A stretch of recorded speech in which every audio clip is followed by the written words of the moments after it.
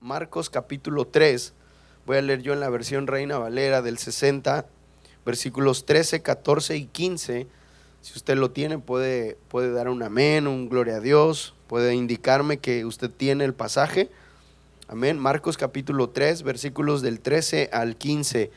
Voy a leer la palabra del Señor. Dice así: Después subió al monte y llamó así a los que él quiso, y vinieron a él. Estableció a 12 para que estuviesen con él y para enviarlos a predicar. El versículo 15 dice: y que tuviesen autoridad para sanar enfermedades y para echar fuera demonios. ¿Quiere leerlo conmigo? Vamos a leer a partir del versículo 13. Si usted lo tiene, leámoslo todos juntos a la cuenta de 3, versículos 13, 14 y 15. 1, 2, 3. Después subió al monte y llamó así a los que él quiso, y vinieron a él, y estableció a 12 para que estuviesen con él y para enviarlos a predicar, y que tuviesen autoridad para sanar enfermedades y para echar fuera demonios. Oremos al Señor. Padre, te damos gracias por tu palabra, porque es viva, es eficaz, es más cortante, penetrante que toda espada de dos filos. Señor, tu palabra nos discierne, nos conoce, nos entiende. Tu palabra, Señor, nos transmite palabras de vida, palabras de esperanza. Tu palabra nos levanta cuando estamos caídos, nos restaura cuando estamos en situaciones de adversidad. Tu palabra, Señor, siempre trae, Señor, una esperanza para nuestros corazones. Señor, yo te pido que en esta mañana tu palabra traiga, Señor, ese ánimo a tu iglesia, Señor, y que podamos entender que en ella encontramos solución absolutamente a cualquier área de nuestras vidas. Espíritu Santo, habla a tu iglesia, Señor, habla a tu gente, habla, Señor, a aquellos que sean dispuestos, Señor, esta mañana a venir a tu casa, a adorar y exaltar tu nombre. Te damos gloria y honra porque tú la mereces. Amén, Señor. Amén. Puede tomar su lugar, amado hermano. Me encanta este pasaje. Este pasaje es uno de los pasajes más interesantes en todos los evangelios, porque condensa en sí mismo una de las cosas más increíbles acerca del evangelio, y es el llamado. He decidido titular este mensaje: sígueme, sígueme. Y esta palabra Jesucristo la repite constantemente a lo largo, más bien al inicio de su ministerio. Jesucristo constantemente está llamando a sus discípulos con esta palabra, la palabra sígueme. Y hay algunas cosas que me gustaría que ustedes puedan tomar en cuenta antes de poder entrar al pasaje y hablar de algunas características de aquellos que siguen a Jesucristo. Y una de las principales cosas que me gustaría que usted conociera es el hecho de que Jesucristo, cuando Él arranca su ministerio, cuando lo hace de manera pública, Jesucristo ya tenía una trayectoria. Hay muchas personas creen que de repente Jesucristo sale de la nada, comienza a predicar, a sanar enfermos, a hacer milagros, señales. Pero la gente que más ha estudiado la figura de Jesucristo sabe que Jesucristo, desde una corta edad, Él empezó de alguna manera a tener no solamente contacto con las escrituras, sino empezó a desarrollarse en muchas áreas en el aspecto ministerial. Y me encanta este pasaje cuando los padres de Jesús le llevan a Jerusalén en un día de fiesta especial, y dentro de la multitud dice la escritura que Jesús se les pierde. Y bueno, ahora soy más consciente de eso, ahora que tenemos al bebé de Miquel. Y bueno, cuando uno pierde de vista al pequeño o al hijo, a la hija, el corazón empieza a palpitar, ¿no? Y ahora he descubierto que venden unas como pulseritas que uno les pone en las manos. Estoy pensando ya adquirir una de esas próximamente, porque Miquel está corriendo por todas partes. Pero me llama mucho la atención. Los padres de Jesús llevan a Jesús a Jerusalén un día de fiesta, hay mucha gente, hay una gran multitud, y de repente Jesús se pierde. Jesús se pierde dentro de la multitud y lo dejan de ver los padres, y de pronto dice la escritura que lo encuentran, y Jesús estaba en el lugar menos indicado, entre comillas, para un niño, para un adolescente. Uno pudiera pensar que estaría jugando con niños de su edad, que estaría disfrutando, no sé, en algún lugar recreativo, en alguna especie de lago, algún río, algún lugar donde los niños jugaban en esa época. Pero no, Jesucristo estaba en el templo, y esto me llama mucho la atención. Y es interesante que lo podamos tomar en cuenta, porque dice la Escritura que Jesucristo estaba en el templo y estaba discutiendo, estaba debatiendo con los grandes líderes de la ley de Jehová, con los ancianos, y dice que estaba discutiendo las Escrituras. Y la mayoría de teólogos consideran que el momento en el que Jesús vive esto es en la transición de la niñez a la adolescencia. Así que desde una muy corta edad Jesús ya estaba muy acercado a las cuestiones de la palabra, de la enseñanza, de las Escrituras, de tal manera que sus padres le miren y le dicen: Jesús, ¿dónde estabas? Te perdiste, como haciéndole una especie de regaño, ¿no? Y Jesús se les queda mirando y les dice: ustedes no saben, no conocen que en los negocios de mi Padre me es necesario estar. Y esto me encanta de Jesús. ¿Saben por qué, hermanos? Porque Jesús empezó a desarrollar su ministerio no desde el momento en el que lo hace público, sino desde su niñez. Jesús ya empezaba a dar esas pinceladas de que sería un gran hombre de Dios. Conocemos las Escrituras, conocemos la historia. Así que Jesús era conocido en la comunidad como un maestro, y la palabra maestro en hebreo es la palabra rabí.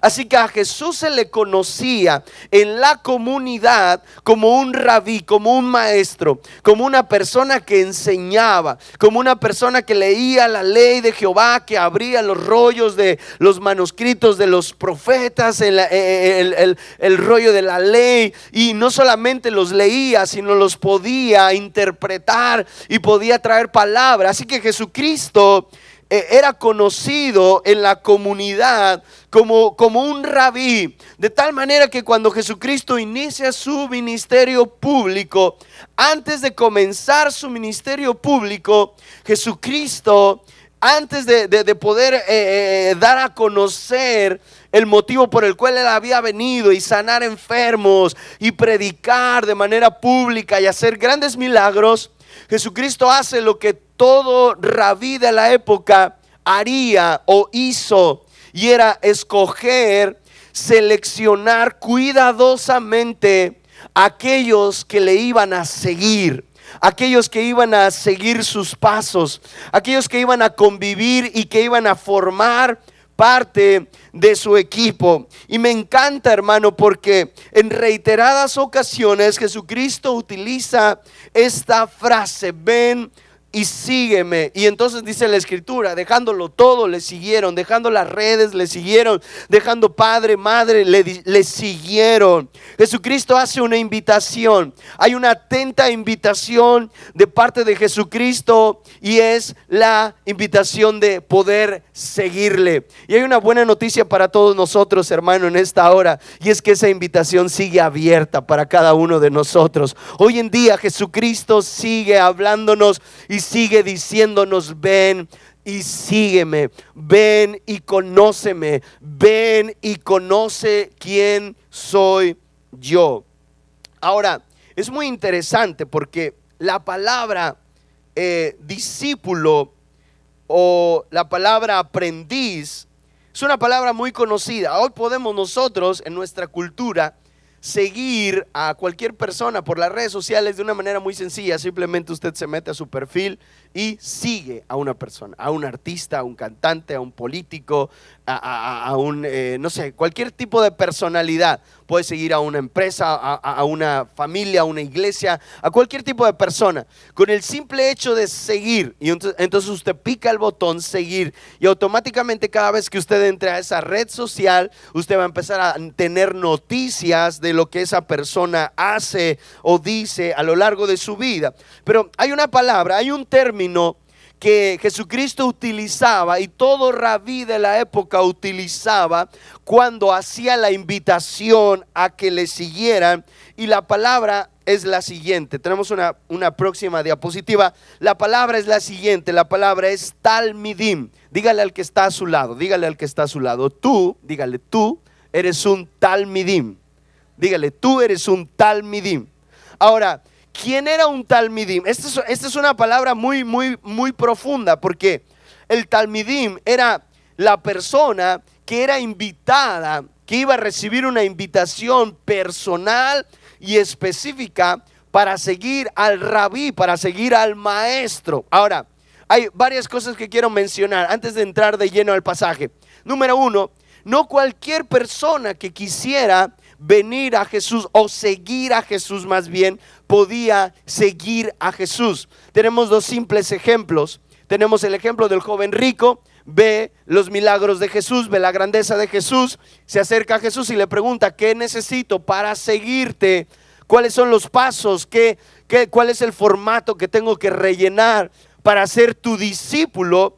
Y parece que Jesús le pone el estándar muy alto, porque dice la Escritura que no es del que quiere ni del que corre, sino del que el Señor tiene misericordia. ¿Cuántos dicen amén a esto?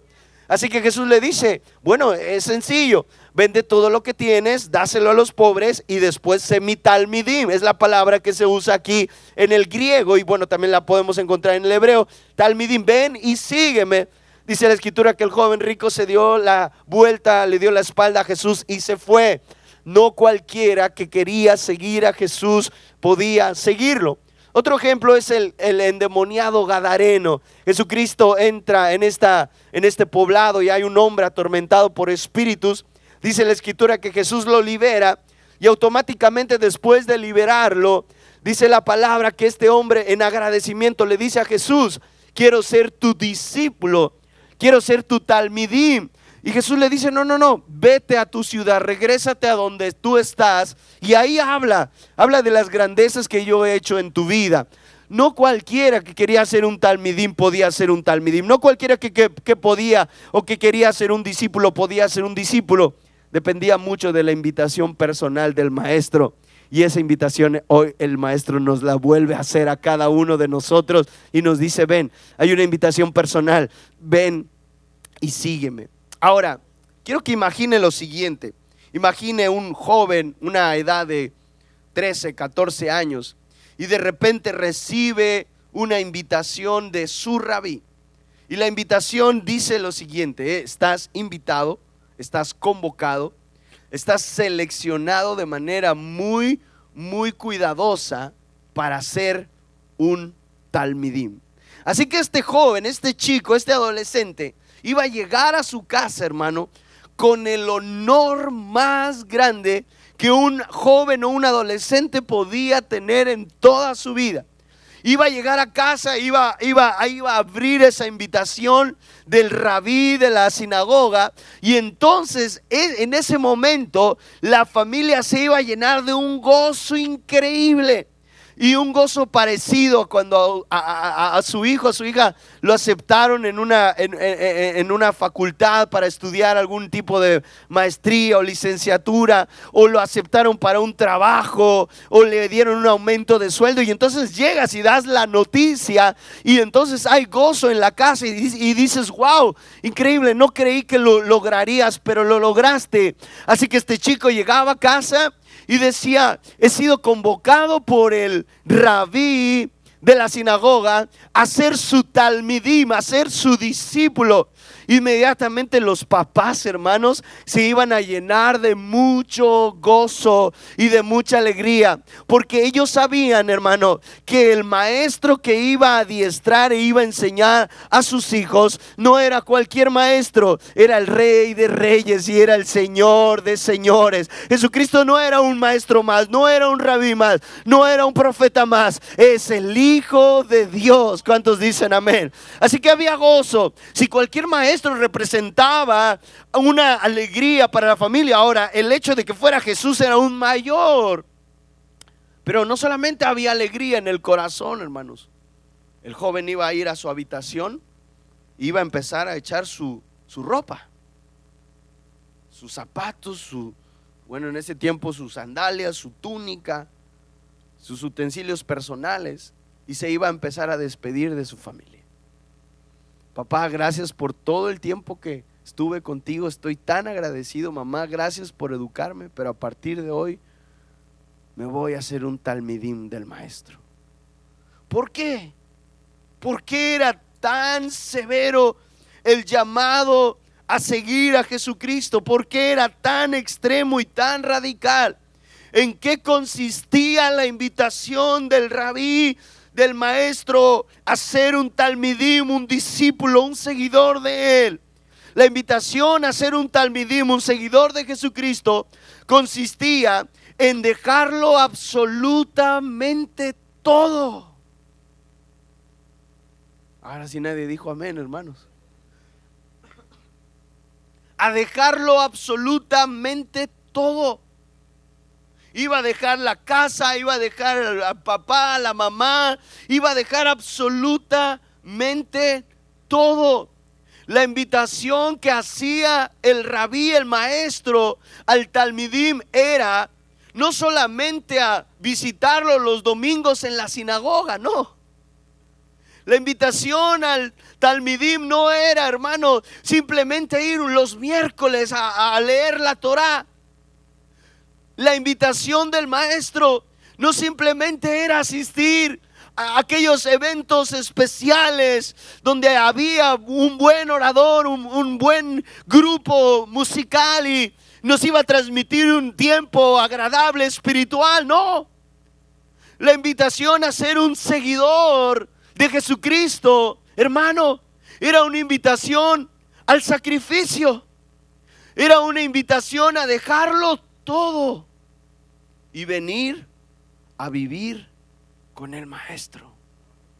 Venir a vivir con el maestro, habitar con el maestro, empaparse del maestro, ver al maestro 24 horas al día, 365 días al año.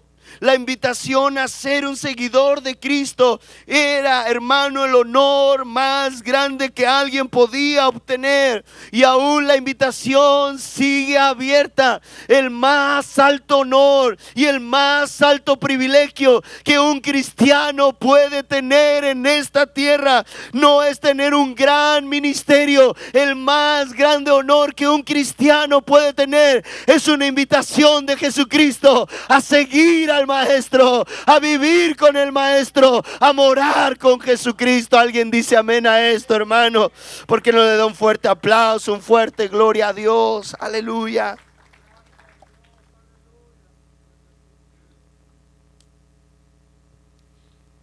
Quiero hablarle rápidamente de tres aspectos, tres requisitos indispensables de un talmidim. Tres requisitos indispensables de un seguidor del maestro. Número uno, yo quiero que diga usted conmigo, estar con Jesús. Diga otra vez, dígalo fuerte, estar con Jesús. Miren, he elegido ciertas imágenes no al azar, muy conscientemente. Esta ilustración es una pintura de un pintor español llamado Luis Morales, dibujada en el 1545, y se llama La oración en el huerto. Y mire una cosa, esta pintura plasma lo que Jesucristo más amaba hacer. Tenemos en la parte de abajo a los discípulos de Jesucristo. Usted ya recordará este episodio. Jesucristo invita a tres de sus discípulos a que vayan y moren y oren con él. Y dice la escritura que Jesucristo sube al monte y empieza a orar. Es este pasaje tan famoso que dice la escritura que su sudor era como grandes gotas de sangre. Y dice la escritura que él oró al Padre y fue un momento tan severo que inclusive Jesucristo le dijo: si es posible, aparte de mí esta copa, pero que no se haga mi voluntad sino la tuya. Se cumple el cometido de Jesucristo. Dice la escritura que los ángeles de Dios vienen y lo ministran en ese tiempo de oración. Pero entonces Jesucristo desciende y encuentra a sus discípulos durmiendo. Diga conmigo fuerte: estar con Jesús. La invitación número uno, el requisito número uno de un talmidim, de un seguidor, es simple, es sencillo. Y quizás usted iba a pensar: el hermano Mike va a entrarnos y explicarnos algo muy profundo, teológico. Esto es lo más sencillo, hermano. Es lo más sencillo que se le puede a usted explicar en cuestiones a nuestro llamado. Y es así de sencillo. La invitación del maestro a un talmidim es a estar con Jesús. ¿Y qué significa estar con Jesús? Significa contemplarlo a Él. Significa observar al maestro.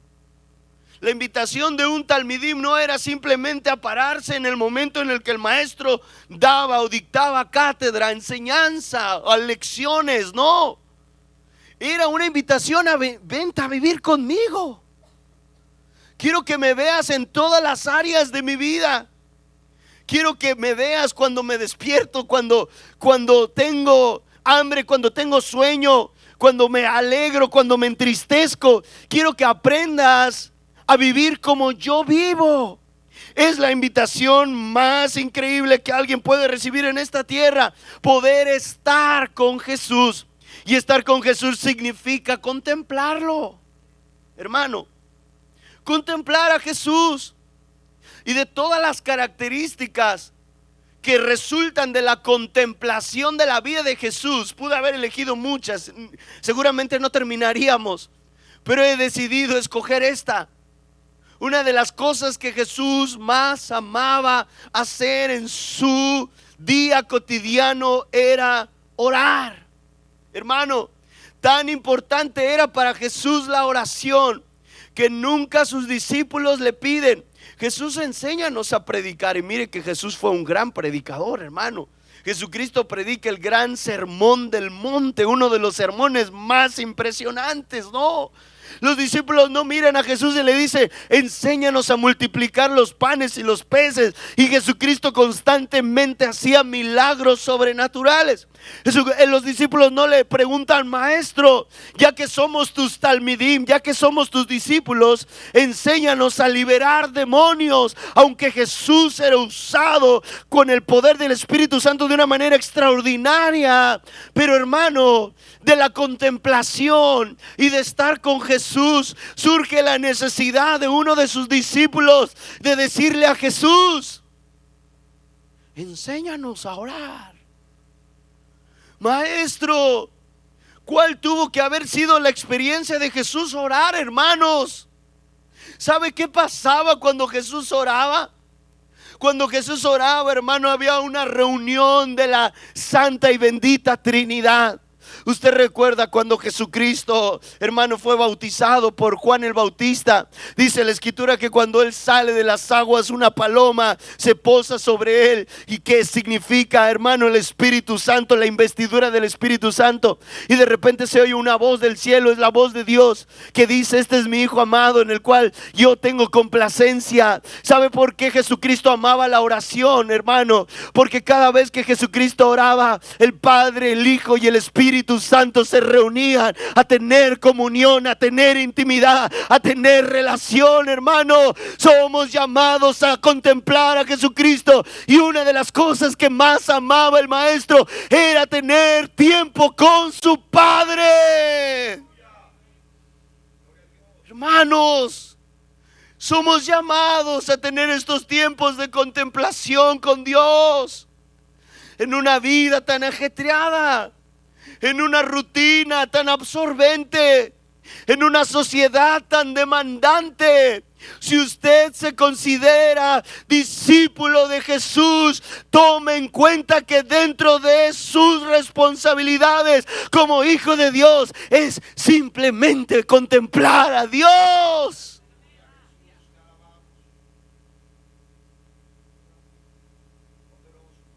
Conocerlo a Él. Poder pasar tiempo con el Señor. Poder tener tiempos de comunión muy específicas. Porque de ahí emanan muchas de las consecuencias positivas, hablando de lo espiritual, hermano. Me encanta porque los discípulos de Jesucristo convivieron con Jesús. Y sabe una cosa, que Jesús amaba tanto la oración que no había un momento en el cual Él lo desaprovechara para tener comunión con el Padre. Y no me extraña, hermano, que de Jesús emanara tanto poder, tanta gloria. No me extraña que, hermano, enfermo que se le ponía enfrente, enfermo que Jesucristo tenía el poder y la autoridad de sanar, multitudes que venían a Él y eran saciadas por pan fresco cada día. Y esto emanaba de su relación personal con el Padre, hermanos. Me encanta porque además de Jesucristo elegir a 12, hay un pasaje que me encanta y muchas veces lo pasamos de largo. Dice la Escritura que Él selecciona 70, hermanos. Esto, si no mal recuerdo, está en el capítulo 9 de Marcos. Jesucristo selecciona 70 y dice que los manda a que fueran de 2 en 2 por las ciudades para que sanaran enfermos, liberaran endemoniados y predicaran la palabra del Señor. Y sabe una cosa, hermano, ahí iban los 70 junto a esos 12 hombres, hermano. Y dice la Escritura que cuando ellos regresaban impactados a Jesucristo diciendo: wow, maestro, queremos decirte que en tu nombre hasta los demonios se nos someten, los enfermos son sanados, hay gloria a través de tu nombre, y esa gloria se obtiene en el lugar de intimidad. Jesucristo mismo enseña a sus discípulos a orar y les dice: cuando oren, no sean hipócritas, no amen el orar en pie en las sinagogas y ser vistos de los hombres. La oración debe de ser una práctica espiritual privada. Lo podemos hacer en público y me encanta hacerlo, la oración congregacional, hermano, pero el maestro enseñaba al talmidim a tener comunión con el Padre de manera privada. Y tú, cuando ores, entra en tu aposento y cerrada la puerta, ora a tu Padre que está en lo secreto, y tu Padre que ve en lo secreto te recompensará en público. El llamado es a estar con Jesús, a contemplar su gloria, a contemplar su nombre. Iglesia, queremos ser una iglesia de poder, una iglesia ungida, una iglesia que alcance almas, una iglesia que ve la gloria de Dios, una iglesia que ve el poder de Dios entre nosotros. Necesitamos tiempos de contemplación con el Maestro, necesitamos volver a las sendas del Maestro, necesitamos detener nuestro día, seleccionar tiempos específicos para estar con el Padre. Si decimos ser discípulos de Cristo, tenemos que contemplar al Maestro. Estar con Jesús para poder, diga conmigo, ser como Jesús. Y ese es el segundo aspecto. Estar con Jesús para ser como Jesús. Ser como Jesús. Y repito, pude haber elegido muchos atributos de el carácter de Jesucristo, pero me encanta uno de los atributos más increíbles de Él, que muchas veces es pasado de largo. Dice la Escritura que Él era manso y Él era humilde. Y estas dos características de Jesús, hermanos, usted dice, bueno, manso y humilde, pues qué sencillo, ¿no? Fácil.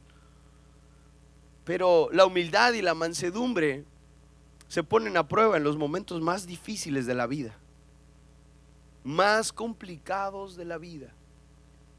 Somos llamados a ser seguidores de Jesús, a ser discípulos de Jesús, para contemplarlo, estar con Él, para poder ser como Jesús.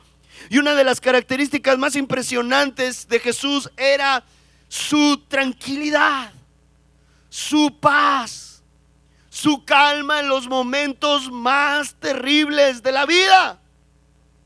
He elegido nuevamente esta pintura no al azar, sino con toda la intención. Es de un artista, un pintor italiano llamado Rembrandt. Es de 1633 y se titula La tormenta en el mar de Galilea. Y usted puede ver ahí la imagen y usted conoce el pasaje. Jesucristo lleva a los discípulos a cruzar el mar de Galilea. Y en medio de esta situación, dice la escritura que la meteorología empieza a cambiar, las nubes empiezan a tornar negras, el mar se empieza a embravecer. Y mire, me encanta, véalo usted, el reflejo, la cara de los discípulos de Jesucristo. Mire esto con mucha atención. Todos están haciendo algo para poder solucionar la situación de manera particular. Escucha esto. Todos están haciendo algo para solucionar este caos de manera particular. Vemos a uno que está intentando a sujetar las velas, vemos a otros que están intentando sacar el agua de cualquier manera, algunos otros demuestran preocupación, algunos otros demuestran pánico. Hermano, esto es lo que pasa cuando alguien no ha llegado a conocer quién es Jesús y cómo Jesús puede llegar a actuar en momentos muy complicados de la vida. Esta figura, esta ilustración y este pasaje, hermano, demuestran a los discípulos sin saber qué hacer, intentando tomar acción en una circunstancia tan complicada. Y creo que muchas veces muchos de nosotros estamos reflejados así. Cuando uno no sabe quién es Jesús, escucha esto con mucha atención. Cuando uno no tiene tiempos de contemplación con Jesús, en los peores momentos de la vida, uno va a hacer cualquier cosa, va a actuar de manera impulsiva, va a echar mano de cualquier cuestión personal para intentar solucionar aquella tormenta que se viene. En esta situación es una tormenta en nuestra vida, puede ser una situación familiar, una situación financiera, una circunstancia tan complicada, y entonces uno empieza a tomar, hermano, partida de manera personal, de manera propia, para arreglar esto. Mira, vamos a hacerle así y asá, y vamos a pedir aquí, vamos a pedir allá, y hablemos con este y hablemos con aquel, y hagamos esto, y hagamos lo otro, pero tenemos que hacer algo. Y entonces unos están intentando, hermano, sacar el agua de la barca, otros están intentando agarrar las velas, otros están desesperados, hermano, entrando en pánico. Pero si usted mira, Jesucristo, dice la escritura, que Él estaba dormido. Él no está desesperado. Él no entra en pánico, no entra en crisis. ¿Por qué, hermano? Porque fuera indiferente a la situación, porque fuera indiferente a la tempestad, porque no le importase que los discípulos pudiesen fallecer. ¿Por qué estaba así Jesús, hermano? Muy sencillo. Porque Jesucristo es Dios. Y sabe una cosa, hermano, Jesucristo sabía que inclusive en los peores momentos Él tiene todo el poder. Él tiene todo el control y no hay nada. Escúchelo, hermano, y guardes esto en el corazón y lléveselo y medite en él toda esta semana y guárdelo y atesórelo en su corazón. Jesucristo está al control absoluto de todo lo que pasa en la vida de aquellos que hemos decidido entregar nuestros corazones a Él. Jesucristo no duerme por indiferencia. Jesucristo no duerme por frialdad a la situación particular de los discípulos. Jesucristo duerme porque Él sabe que Él es Dios y que Él tiene toda la autoridad y Él tiene toda la potestad, y no hay nada que pueda impedir que sus planes se puedan cumplir con su pueblo, con su iglesia. Ni las mismas puertas del Hades prevalecerán en contra de aquellos que han decidido seguir su nombre. Iba uno de sus discípulos desesperado. Porque actuamos con desesperación, porque no hemos estado con Jesús, no hemos aprendido de su carácter, y entonces intentamos hacer y deshacer, y uno de ellos va y lo despierta. Jesús, ¿qué no ves que nos hundimos? ¿Qué no ves, Señor, nuestra aflicción? Pienso que Jesús le mire y le dice: ustedes no saben quién soy. Ustedes han olvidado. Ustedes me siguieron pensando que yo era un rabí, que yo era un maestro más, un profeta más de Israel. Ustedes me siguieron pensando que yo era uno de los profetas del Antiguo Testamento, Elías. Algunos me confunden con Elías. Yo no soy un maestro más. Soy rabí, pero no soy uno más. No soy un profeta más. No soy un predicador más. No soy un hombre más. Yo soy el Hijo de Dios. Soy el Rey de Reyes y el Señor de señores. Soy el Alfa, la Omega, el principio y el fin, el que es, el que era, el que ha de venir. Ustedes han sido invitados a ser mis seguidores, a ser mis talmidim, a ser mis discípulos, para que ustedes vean y sus ojos, sus oídos sean abiertos a la realidad de quién soy yo. Y entonces Jesucristo se levanta y le habla a la tempestad, y le habla a la mar y le dice calma, y le habla a las nubes y le dice detente. Y de repente, hermano, las nubes que eran negras se clarean, y de repente la mar que estaba embravecida y quería tragar la barca se detiene. Los discípulos quedan viéndose los unos a los otros, diciendo: ¿quién es este? ¿Quién es este? ¿Quién es este que aún los vientos le obedecen? Él es su Dios, Él es su Señor, es el Rey del universo. Dele un fuerte gloria a Dios, dele un fuerte aleluya.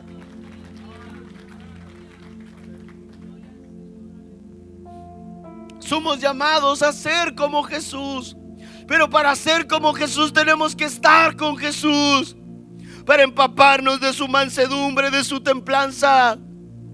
Él actúa de una manera tan hermosa porque Él sabía quién era.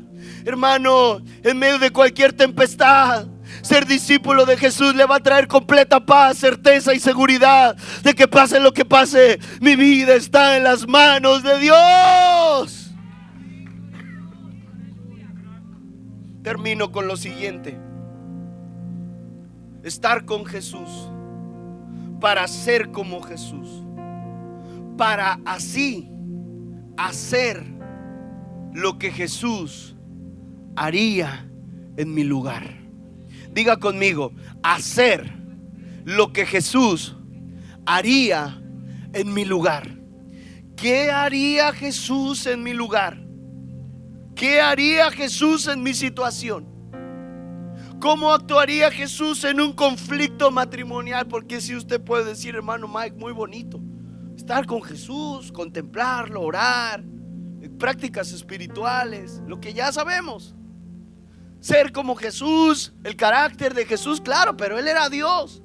Pero yo no soy Dios, yo soy humano, soy de carne y hueso. ¿Qué haría Jesús en mi lugar? ¿Qué haría Jesús en medio de una circunstancia matrimonial? ¿Cómo actuaría Jesús? ¿Cómo actuaría Jesús en medio de una tentación? ¿Qué haría Jesús en medio de una circunstancia caótica? Esta última pintura es pintada por Botticelli en el 1481 y se titula Las tentaciones de Cristo. Y en las tres partes, en la parte derecha, izquierda y arriba, tenemos la representación de las tres tentaciones de Jesucristo. Jesucristo es tentado en tres ocasiones por Satanás, justo antes de poder entrar al tiempo de ministerio. Dice la Escritura que Jesucristo entra en un periodo de prueba, de dificultad y de tentación por el enemigo. La primera tentación, Jesucristo es tentado por Satanás diciéndole: si conviertes estas piedras en pan, tienes hambre y eres el Hijo de Dios, convierte estas piedras en pan. Y esta tentación representa toda tentación a una satisfacción de una necesidad carnal. La primera tentación representa o significa toda tentación a satisfacer un deseo, un apetito carnal. Jesucristo fue tentado a satisfacer un deseo, un apetito carnal. Él tenía hambre, habían pasado 40 días Él estaba en una situación de aflicción. La segunda tentación, Satanás lleva a Jesucristo a lo alto de una montaña y le dice: tírate. Al cabo que la escritura dice que Él mandará a sus ángeles y ellos te van a rescatar. Esta tentación, hermanos, representa la tentación a tentar al Señor, a poder tentar al carácter del Señor. Como aquellos que dicen: si tú no me das esto, no me das lo otro, no me das aquello, quiere decir que no me amas, quiere decir que no eres mi padre, quiere decir que no te importo. Es una tentación. Y la última tentación es la más fuerte y la peor. Satanás lleva a Jesús a lo alto de una colina y le enseña todos los reinos del mundo y le dice: todo esto es tuyo. Puedes obtener la gloria sin el sufrimiento. Puedes obtener la gloria sin padecer la muerte. Si te inclinas delante de mí, yo te puedo dar todos los reinos de la tierra. Pero Satanás es un mentiroso, hermanos. Satanás es un mentiroso. Y Satanás va a utilizar, si tiene que hacerlo, la misma palabra para confundirnos, para llenarnos de duda, para llenarnos de tristeza, de remordimientos. Hermano, pero quiero decirle algo de parte de Dios: Satanás está vencido. Y muchos piensan: es que Jesús, claro, enfrenta a Satanás en el peor momento de su vida, porque Él estaba muy débil después de 40 días y 40 noches orando y ayunando. Él estaba muy débil, estaba hambriento. No, hay unos que lo ven así, pero otros, hermano, aquellos que conocen las escrituras, dicen: no, las tentaciones le vinieron a Jesucristo en el momento más oportuno de su vida, cuando Él estaba lleno de gloria, cuando Él estaba lleno de unción, cuando Él había orado y ayunado durante 40 días y 40 noches. Iglesia, la devoción al Señor nos ayuda a estar de pie y a poder afrontar las tentaciones de manera exitosa. Jesucristo le dice a Satanás: ¿ya se te olvidó que la palabra dice: no solo de pan vivirá el hombre, sino de toda palabra que sale de la boca de Dios? ¿Ya se te olvidó, mentiroso, que la palabra dice: no tentarás al Señor tu Dios? ¿Ya se te olvidó que la palabra dice: no te inclinarás delante de ningún otro Dios y solo a Dios servirás? Yo vine a cumplir mi propósito, vine a cumplir mi cometido, y mi cometido es salvar a la humanidad. Y no habrá nada ni nadie que impida que yo pueda cumplir el propósito por el cual el Padre me ha enviado. Es algo hermoso, es algo importante, es algo sublime. Así que el llamado de Jesús, el llamado del Maestro, es hacer un talmidim. Hoy una carta se le ha extendido y tiene su nombre. La invitación, ponga su nombre. El Maestro le hace una invitación: te he elegido, te he seleccionado desde los 4 rincones de la tierra, del norte, el sur, el este y el oeste. Dice la escritura que somos real sacerdocio, nación santa, pueblo adquirido por el Señor. La invitación es el llamado más sublime que un cristiano pueda tener. No a ser un gran predicador, a un gran pastor, a un gran misionero, a ser un discípulo de Jesús. Ven, dice Jesús hoy, y conóceme, contémplame, ama mi presencia, ama la relación que quiero tener contigo. Estar con Jesús para ser como Jesús, para hacer lo que Jesús haría en mi lugar.